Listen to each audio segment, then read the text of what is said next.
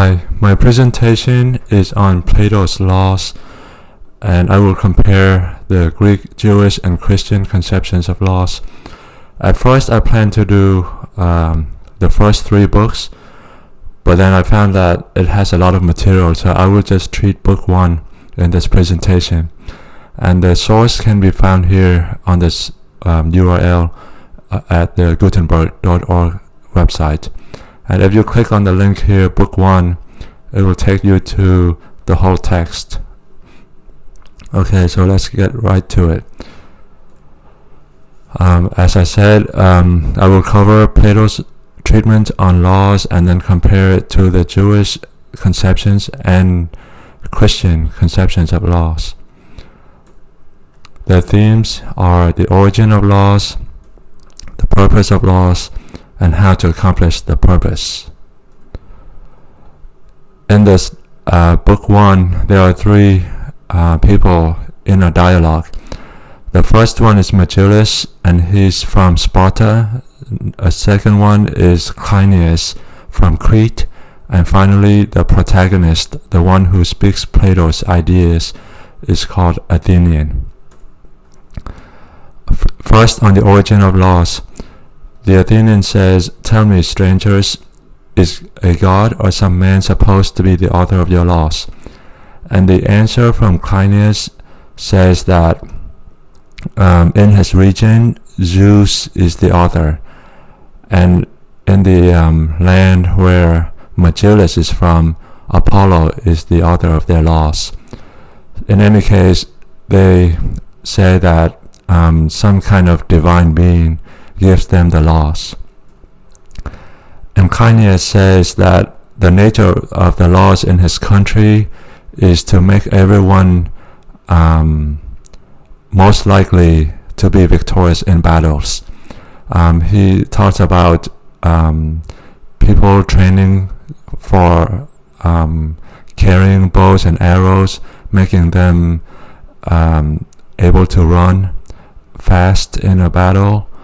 And the reason for this is that at the basis of the relationship among nations, even down to the levels of individuals, everyone is at war with one another. And he says that the war is going on and doesn't necessarily have to be officially declared as such. Everyone is internally in competition with everyone else. And this, of course, echoes our modern society's conceptions. We live in a free market competition, and how well you do in life is how well you compete in this battle for productivity. So the Athenian says, well, yes, everyone is at war, but is it best to have one person winning and the other losing?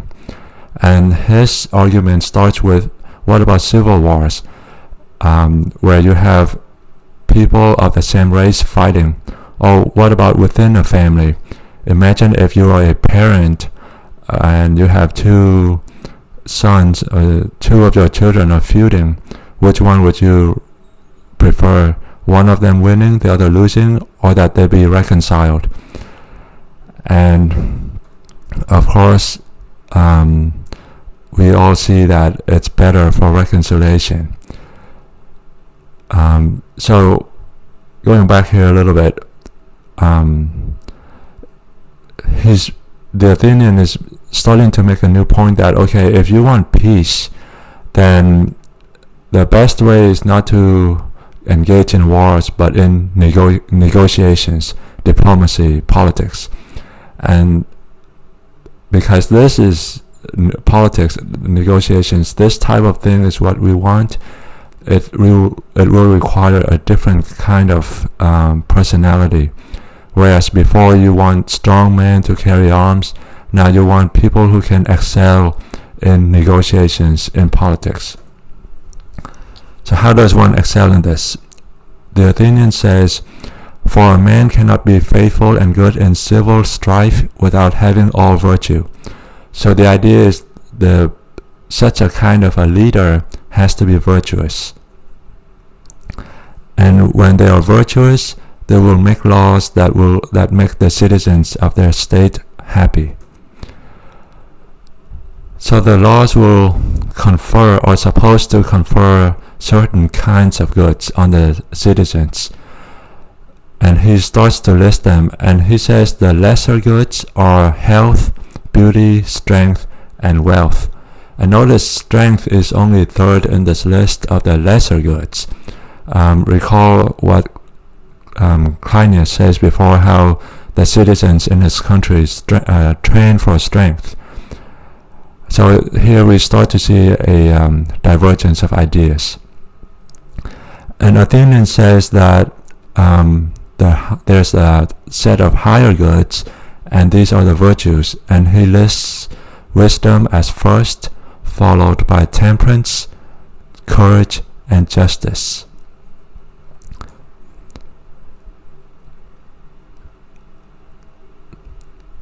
So the lawgiver who has the wisdom will make laws that will praise what is virtuous by the laws, and also at the same time punish what is evil. And the laws will govern all aspects of life, such as contracts, like prohibiting in what ways you may prohibiting ways that one might make void a contract, and also punish the illegitimate ways of breaking contracts. It will govern things like diseases or desires. I guess for the example of diseases, you may have the something like smoking, being bad for your lungs.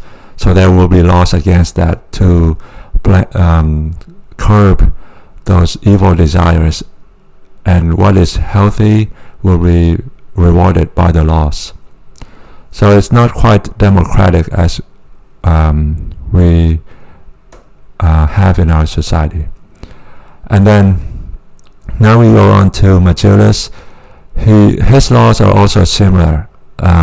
People in his country train for strength. Here he talks about in the winter they do not have a shoe to their foot, and in the summer heat they don't have they train under intense summer heat.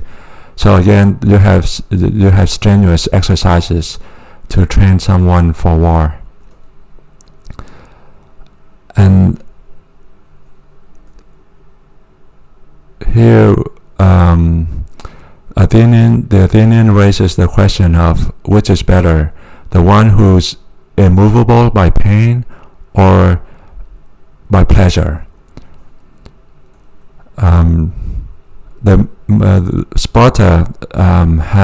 Sparta has the gymnastic exercises, I guess, like the types that we just mentioned, that train for strength.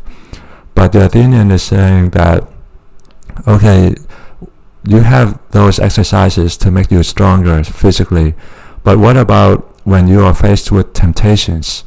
Are your people resistant to those types of pleasures?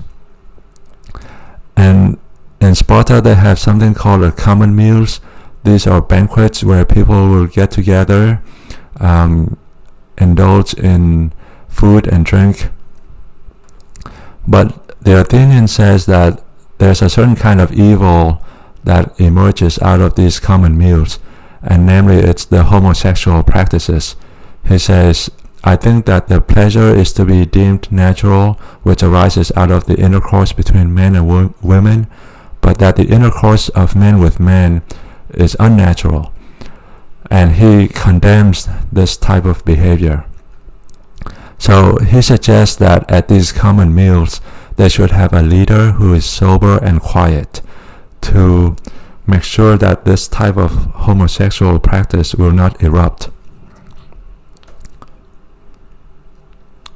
Then he goes on to saying there's a good kind of fear, which is the fear of shame, and he calls it reverence.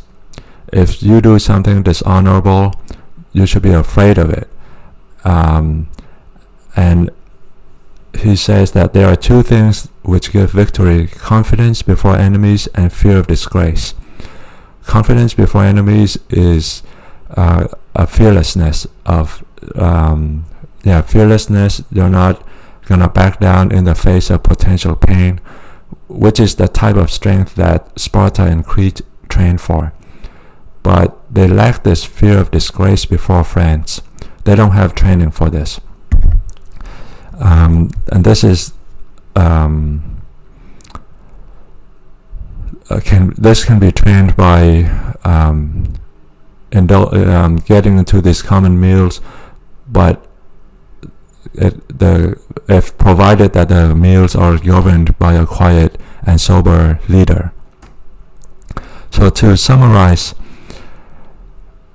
at all levels, we are at war, individuals up to the level of states. And in these conflicts, it is better to achieve reconciliation and peace rather than conquest. To be good at bringing about peace, a person has to be virtuous. He has to have wisdom, courage, temperance, and justice. And the ways to achieve these virtues are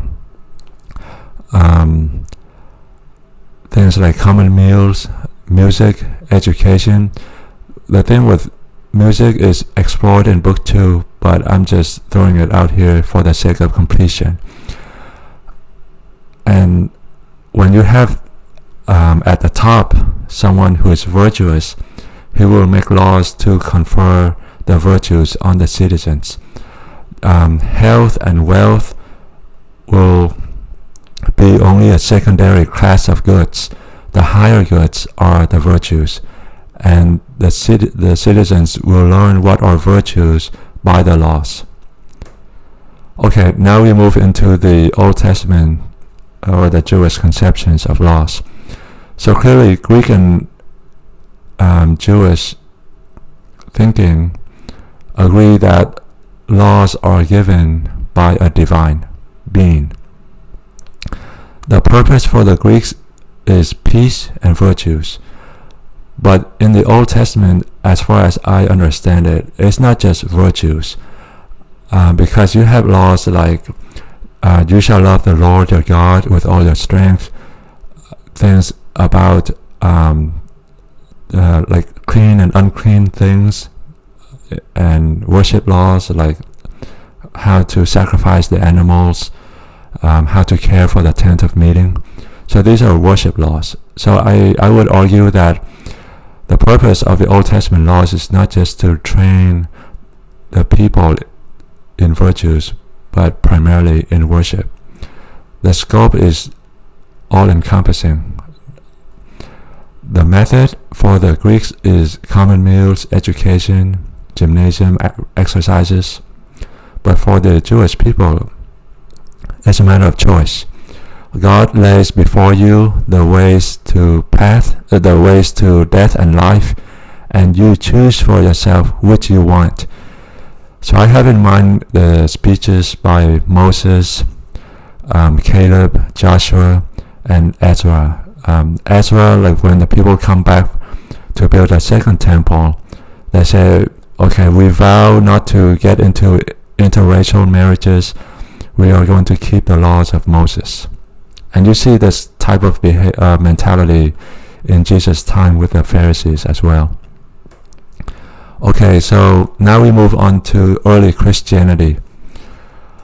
There's a lot of synergy between Greek thoughts and Jewish early Christian thoughts, such as God is the giver of the laws, and virtues are a good thing. But in the New Testament, the laws are not just precepts. The laws are the Holy Spirit, a living person written in our hearts. And He gives us the ability to follow the precepts of the Old Testament, and the highest of which is love God, and then followed by love your neighbor. And this love for God is finally made possible because the Holy Spirit, being the love of God, is poured into our hearts, which evokes a response of love. So it's not the method is not made possible by choice. It's not by us just working up our desires, but rather it's a response to God's grace. There's also resistance between what is out there in the Greco-Roman society and what is taught by Christian ethics.